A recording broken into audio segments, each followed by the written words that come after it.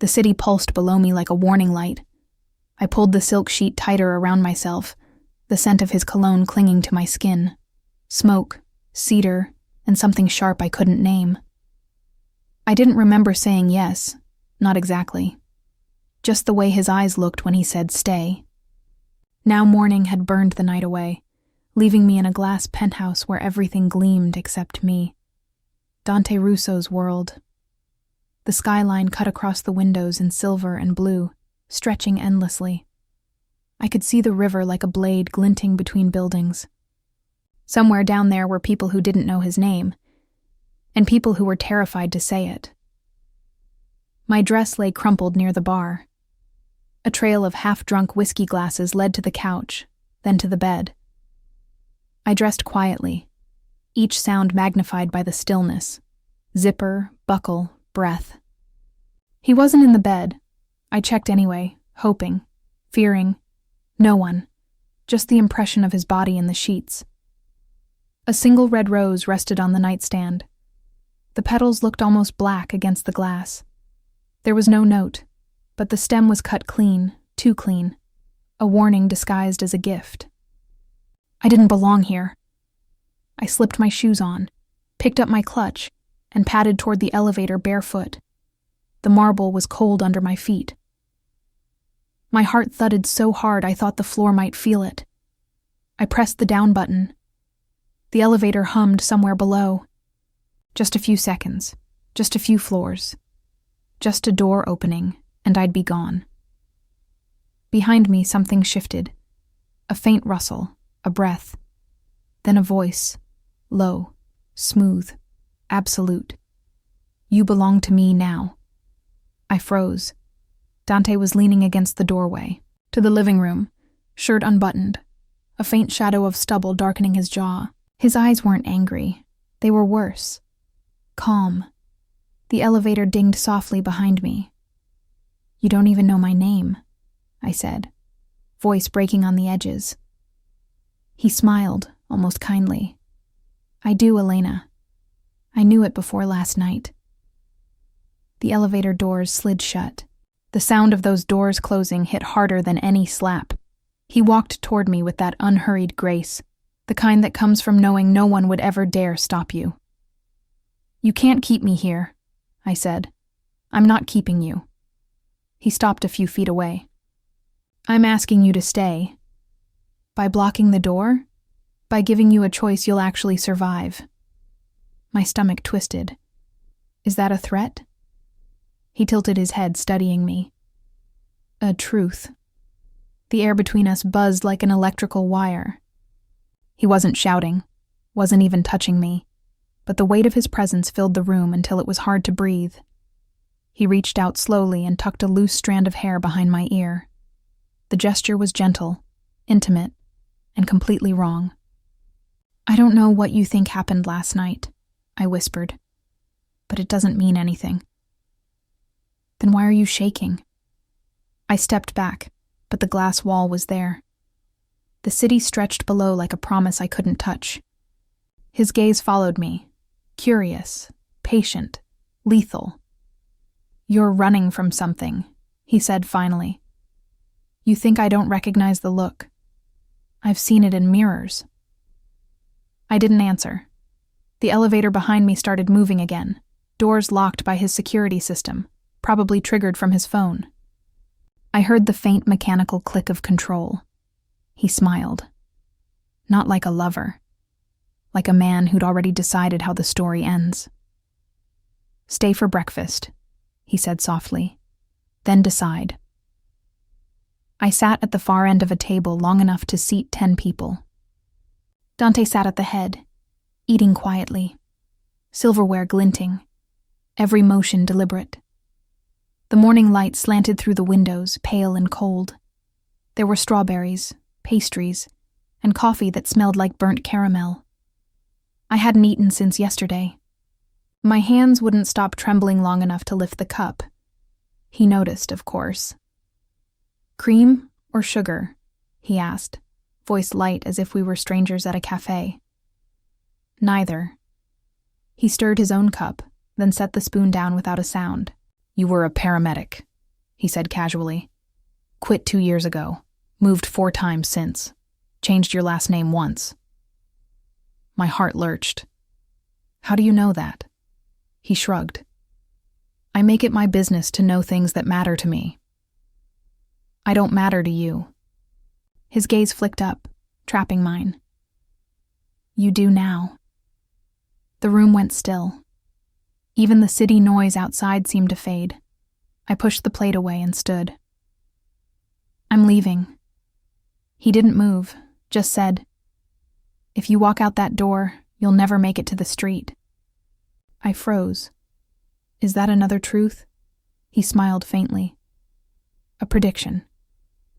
The way he said it, calm, almost regretful, scared me more than any shouted threat could have. Why me? I whispered. He looked at the window, the skyline bleeding gold. Because you remind me of something I lost. I didn't ask what. I didn't want to know. By the time I found my voice again, the coffee had gone cold. What do you want? I asked. He leaned back, fingers steepled. A week. A week? Stay here for 7 days. No one will touch you. You'll eat, rest, heal. And when the week's over, he paused, his smile fading. You can walk away. I'll make sure you're safe. From them. Them? Whoever you're running from. He said it like a man reading my thoughts off a page.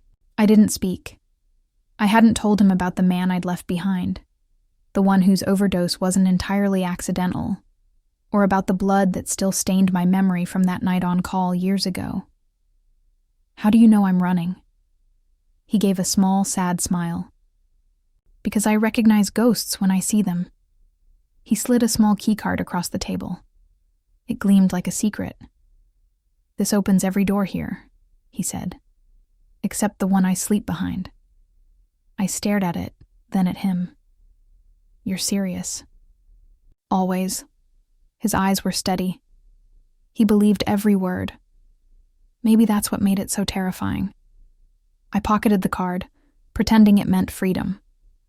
But the way he watched me, like a man studying a storm he'd summoned, I already knew the truth.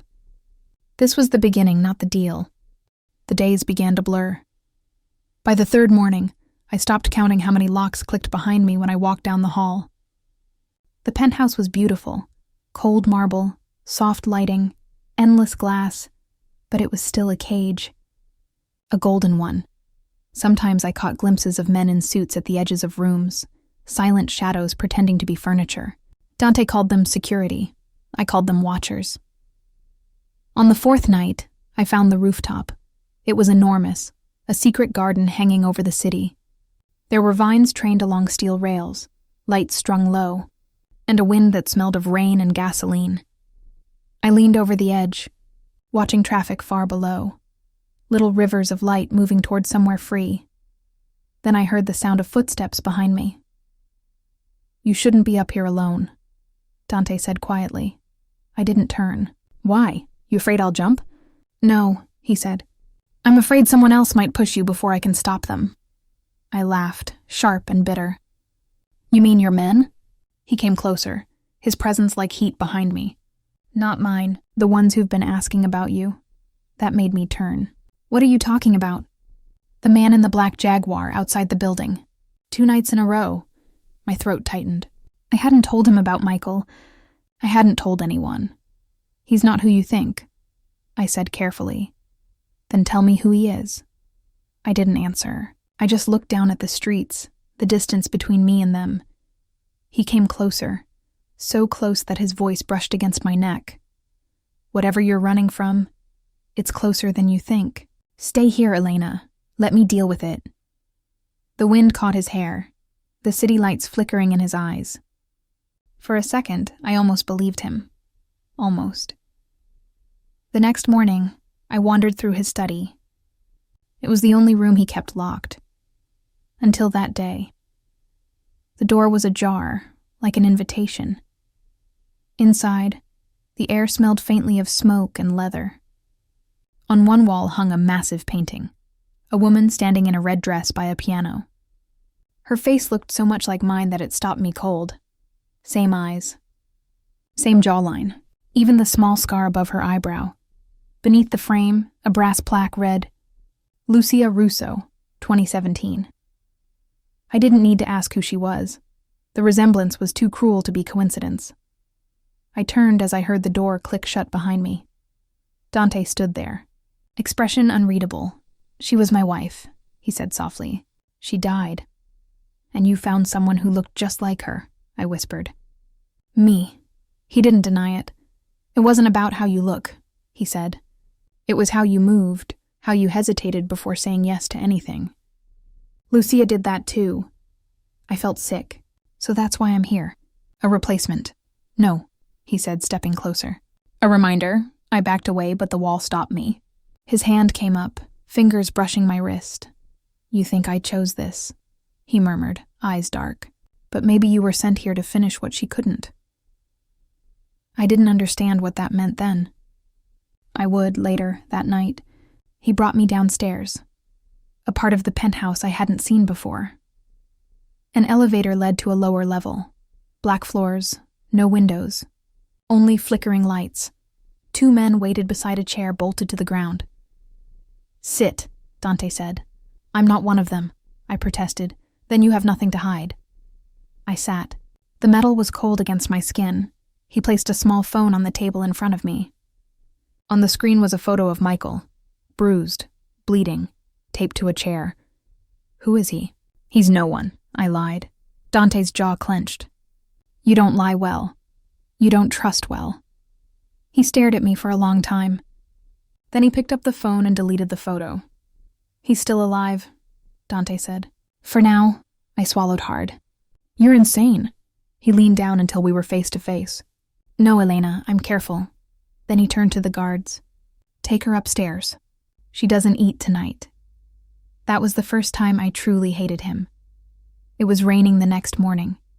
I stood by the window, watching water streak down the glass, like tears I refused to shed. My phone, the one Dante claimed he'd confiscated, lay on the table, unlocked. A message flashed across the screen. Unknown number, rooftop, midnight, alone. My pulse quickened. It had to be Michael. I pocketed the phone and waited. At dinner, Dante was quieter than usual. We sat across from each other like strangers forced into the same dream. You haven't asked about him, he said, because I already know what you'll say. Then tell me that he's gone. He smiled faintly. You're learning. I looked at him then, really looked, and realized that beneath the polished control was something breaking. The monster wasn't born that way. Someone had made him, maybe that's why part of me still wanted to understand him, and maybe that's why I almost didn't go to the rooftop almost midnight, came dressed in fog. I slipped through the corridors barefoot, every step rehearsed in my head. I knew which cameras turned where, which doors stayed unlocked for deliveries, which guards smoked outside after 11. When I reached the rooftop, Michael was there. Pale, limping, but alive. You shouldn't have come, I whispered. I told you I'd find you, he said, gripping my arm. We need to go, now. We ran toward the maintenance ladder leading down the side of the building. My heart was pounding, my breath freezing in the cold air. Then I heard it. The low hum of a helicopter overhead. A beam of light swept across the rooftop. He knows, I said. Michael shoved me behind a vent. Run when I say. The doors burst open behind us. Men in black poured out, guns drawn. Dante stepped into the light, coat billowing like a shadow come to life. Elena, he shouted. Come here now, don't. Michael hissed, but my legs wouldn't move. He'll kill you, Michael yelled. Dante's voice was calm. No, he'll die first. A shot cracked the air. Michael fell. The echo rolled across the rooftop, swallowed by the rain. I screamed. Dante dropped the gun and came toward me. His eyes weren't angry.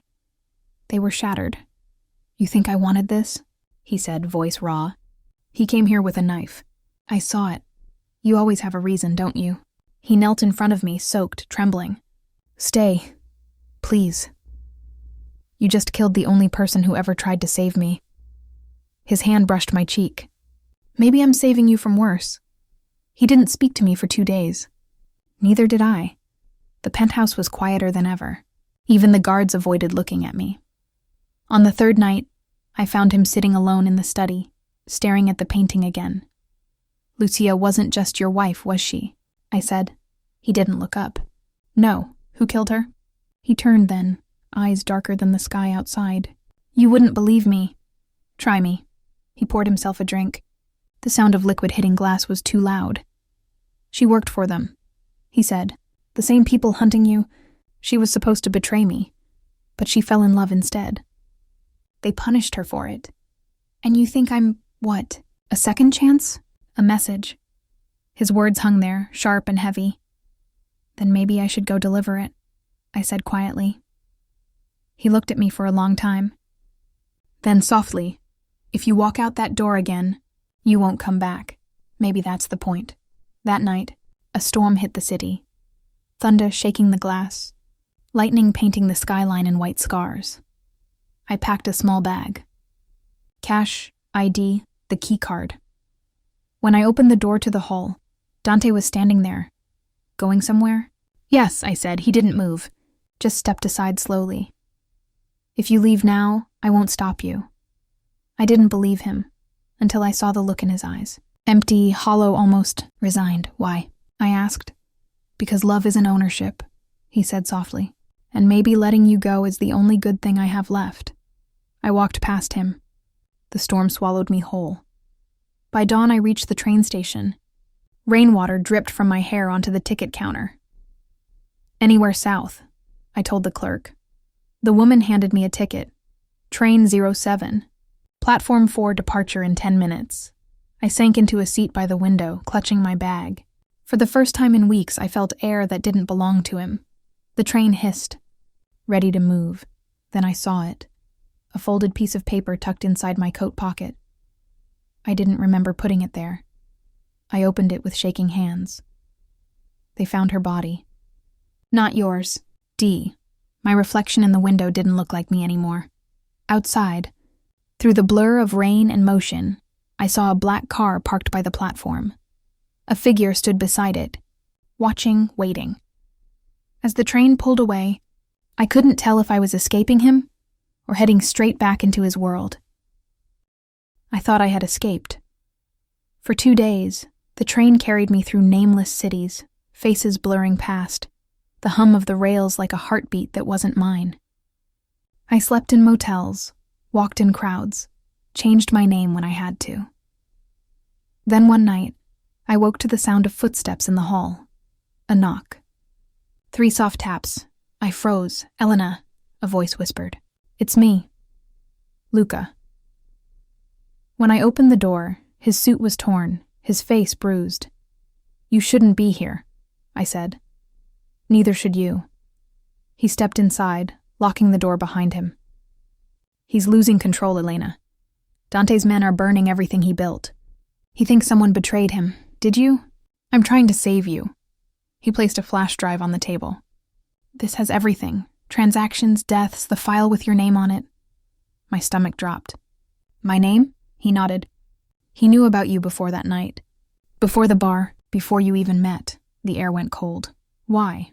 Because you were the paramedic who pulled the wrong trigger in 2019, the night his brother died.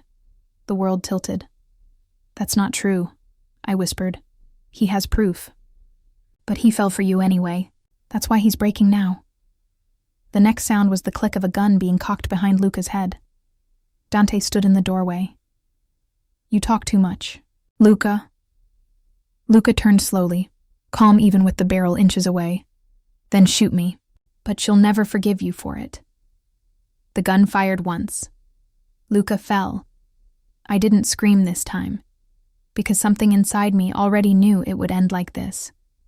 He dragged Luca's body away, blood smearing across the white marble. I followed him, silent, numb. Downstairs, to the basement I'd seen once before. He dropped the gun on a table and looked at me. His voice was hoarse. Say it. Say what? That you hate me? I stared at him, trembling. I don't hate you, Dante. I hate that I ever felt safe with you. He exhaled sharply, like that hurt more than a bullet. You were never supposed to see this side, he said. But it's the only side you have left. He turned away, pacing. You think you know me. You don't. The man who killed my brother walked free because of your mistake. I was supposed to make you suffer. And instead you caged me. And instead, he said, looking at me, I loved you. For a moment, neither of us moved. The rain outside thudded like a heartbeat. Then I walked to the table, picked up the gun, and pointed it at him. If you ever loved me, let me walk out that door. He didn't flinch. Shoot me first. I tightened my grip, but my hand shook. You can't, can you? He whispered. Because now you're like me. And maybe he was right. Because instead of firing, I lowered the gun. I'll stay, I said, voice breaking. But Luca's death stays between us. You bury him. You end this war. Then I'm gone. He stepped forward, took the gun from me, and pressed it back into my hand. You keep it, he said, for when you decide I deserve it. That night I couldn't sleep. The storm outside had turned into chaos. Sirens, shouts, the smell of smoke drifting through the vents. When I opened the window, I saw it, the warehouse across the river burning, men scattering like ants. His empire was collapsing. I found Dante in the hall, loading a second pistol. They came for me, he said. The ones who killed Lucia. They know you're here. Then let's leave. He shook his head. You think they'll let us? Gunfire exploded outside. Glass shattered. The lights flickered. He pulled me behind a column just as the door blew open. Masked men flooding in. Dante fired back, moving like a man who'd done it too many times before. I grabbed the gun he'd given me and aimed. One of the intruders fell. Another. My hands didn't even shake anymore. Then I saw him. Luca, alive, bleeding, but standing. Go, he shouted at me. He's not who you think. Another gunshot cut him off. Dante's shot. He was going to kill you, Dante growled. He was trying to save me. I screamed. Smoke filled the room, thick and choking. Fire crawled up the curtains, devouring the walls. I ran. Behind me, Dante called out my name once like a prayer. Elena. I didn't look back. I don't remember how I got out. One moment I was in the stairwell, smoke biting my lungs, alarms wailing. The next, I was standing barefoot on the street, rain mixing with ash. Sirens screamed in the distance. Behind me, the building burned, people gathered, shouting, filming, crying. But I only saw one thing, a figure through the flames, standing at a shattered window, Dante. Our eyes met for one brief second before the smoke swallowed him. I didn't move until a fireman grabbed my arm and pulled me away. Miss, you can't go back in there. I'm not going back, I whispered. He didn't hear me, but I did, and I wasn't sure if it was true. Hours later, when the fire died and the sky began to lighten, I sat alone on the curb. My clothes were ruined. My skin smelled of smoke and metal. That's when I saw it, lying beside my foot. A gun. Not his. Mine. The initials still carved into the handle. EMI picked it up, thumb brushing the trigger. A car slowed beside me, a black sedan. The window rolled down halfway. A man's voice came from inside. Miss Moretti? I didn't answer. He's alive, the man said, and he's coming for you. The car drove off, taillights bleeding red into the dawn mist. I looked at the gun again, my reflection warped in the metal. Then I slid it into my coat pocket and started walking, toward the rising sun. Toward whatever came next. Because maybe he was right all along. Freedom wasn't a door. It was a leash. And this time, I was the one holding it. Comment part 2 to get it released in 2 days.